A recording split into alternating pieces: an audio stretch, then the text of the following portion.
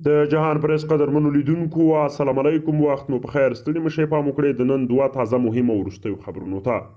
لومړی خبر دا چې د افغانستان اوسني سرپرست حکومت څو ورځې وړاندې وویل چې دوی د هیواد په داخل کې د یوې لویې غونډې د رابللو اراده لري چې پکې به د سیاسي، اقتصادي او ټولنیزو مسایلو په اړه بحثونه وشي. د حکومت ویان رسنیو ته ویلي ول چې یوه لویه غونډه جوړوي، خو غونډې ته د لوی جرګې نوم ورنه کړ او نه یې هم د وخت په اړه معلومات ورکړي ول.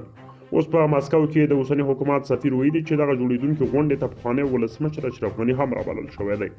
بلخوا له دې ډېرې مودې راهیسې داسې اوازې خپرېږي چې ګواکې اشرف غني غواړي چې هېواد ته ستون شي او د حاکم نظام سره به په رسمیت پېژندنه، د نظام پیاوړتیا، اقتصاد او د مرستو په راجلبولو کې مرسته وکړي.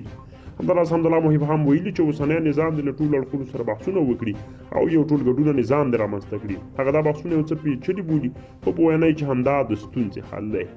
بلخوا د عبدالله څرګندونو ته طالبانو غبرګون ښودلی. ښاغلي عبدالله په څو پرلپسې ټویټونو کې ویلي وو چې له افغانستان د دغه ناوړه او دردونکو پیښو په تړاو مستند ریپورټونه وایي چې په پنجشیر، تخار، اندرابون او خوست کې نظامیانو د مظلومو ملکي خلکو په سهري محکمو وژنو او ربړونو لاس پورې کړی دی. خو طالبان وایي د پخواني حکومت د سولې شورا د مشر عبدالله څرګندونې پر واقعیتونو نه دي ولاړې او یوازې د ټولنیزو رسنیو اوازې دي چې ګواکې طالبانو د افغانستان شمال کې ولسي خلک کړولي. ښاغلي عبدالله زیاته کړي د ولسي خلکو کړول او شکنجه د منلو نه ده او افغانستان کورنۍ جګړې ته ټېل وهي.